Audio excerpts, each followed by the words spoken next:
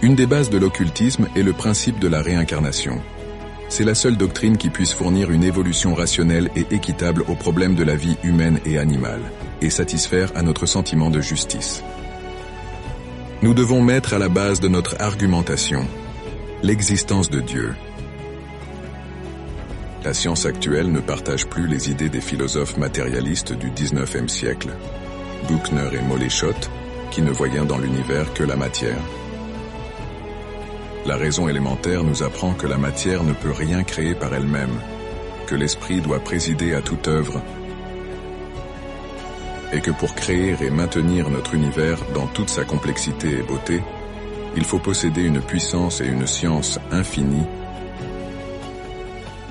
Nous devons donc reconnaître l'existence d'un être suprême, possédant l'omniscience et la toute-puissance, l'être que nous nommons Dieu. Mais comment expliquer que Dieu envoie l'homme sur la terre pour souffrir ici-bas, et pour expier ensuite pendant l'éternité les péchés commis à la suite des instincts et passions innées? Cette conception est blasphématoire, puisqu'elle présente Dieu comme un tyran cruel qui crée les hommes pour les faire souffrir inutilement pendant la vie et après la mort.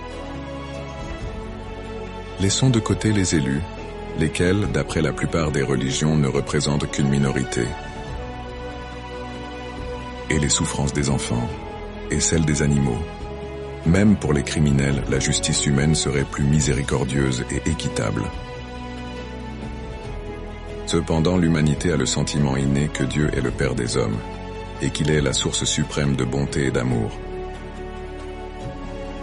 Donc, à moins de rejeter cette croyance et de considérer Dieu comme un tyran stupide qui s'amuse à faire souffrir inutilement, nous devons chercher une autre solution à l'énigme de la vie.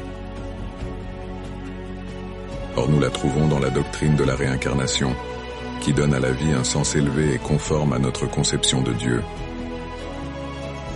Suivant cette doctrine, la vie terrestre n'est pas un examen à la suite duquel les uns sont admis à se reposer sur leur laurier et les autres sont définitivement rejetés. Non, c'est une école dans laquelle l'homme doit toujours apprendre pour progresser. Le but de la vie est l'évolution infinie. Mais peut-on parfaire l'évolution en quelques 60 ans qui sont réservés à l'homme? Donc cette vie ici-bas ne peut être qu'une petite étape de l'évolution. Ce n'est qu'une classe de l'école. Seulement, le bon Dieu ne chasse pas de l'école les paresseux, les incapables et les insolents. Il les amène toujours à de nouvelles études, et finalement les dirige dans la voie du progrès.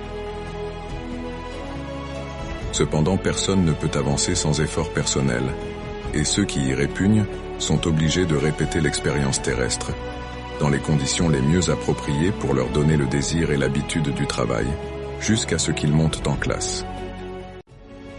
Aucune connaissance ni qualité ne peut être acquise sans travail ni effort. C'est juste et normal. Et si telle est la loi sur Terre, pourquoi serait-elle violée pour les âmes qui viennent de naître? Comment expliquer alors les inégalités mentales et spirituelles qui distinguent les hommes dès la naissance? Pourquoi tel enfant a-t-il de grandes capacités pour les sciences, tel autre pour la musique, etc. Tandis que quelques-uns sont dépourvus de toute aptitude mentale, mais c'est que les premiers ont développé leurs capacités dans les vies antérieures par labeur et épreuve, tandis que les seconds n'ont pas eu le temps ou la volonté de le faire. Comment expliquer qu'un Mozart puisse composer dès l'âge de 4 ans, un Gauss corriger les calculs de son père à l'âge de 5 ans? Il y a des hommes de 20 ans qui comprennent les choses spirituelles et morales mieux que d'autres âgés de 60 ans. C'est qu'on peut être jeune et avoir une âme plus âgée que celle d'un vieux, puisque celui-ci ne fait que commencer son évolution humaine. Les âmes font des milliers de réincarnations pour monter progressivement sur l'échelle de l'évolution. Les unes s'arrêtent, d'autres abandonnent l'effort et glissent en bas, quitte à recommencer l'ascension dans une autre vie.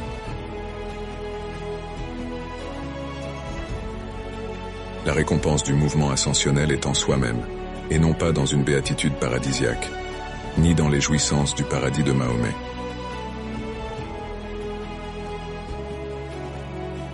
La récompense, c'est plus d'amour et de bonté, plus de connaissances, une conception plus large et généreuse. C'est la compréhension de la beauté et de l'harmonie.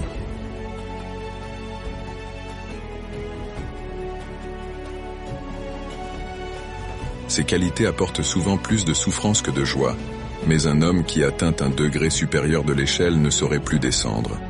Il ne peut même en concevoir l'idée, parce que ces qualités font dorénavant partie de son individualité, et qu'en y renonçant, il renoncerait à lui-même.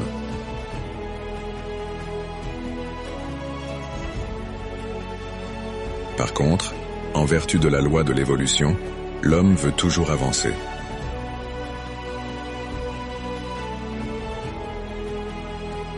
Un homme généreux cherche de nouvelles occasions d'exercer sa bonté. Un savant poursuit la recherche de la vérité. Un artiste veut atteindre la beauté parfaite. Après la mort, l'homme n'acquiert point de nouvelles connaissances.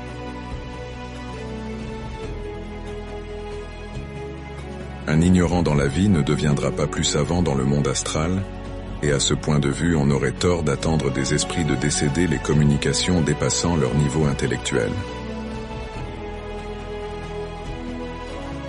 Cependant, en perdant le corps physique, l'âme a une plus juste notion de la vanité des choses terrestres, et en se dépouillant des désirs sensuels, elle peut se recueillir pour se préparer à une nouvelle incarnation.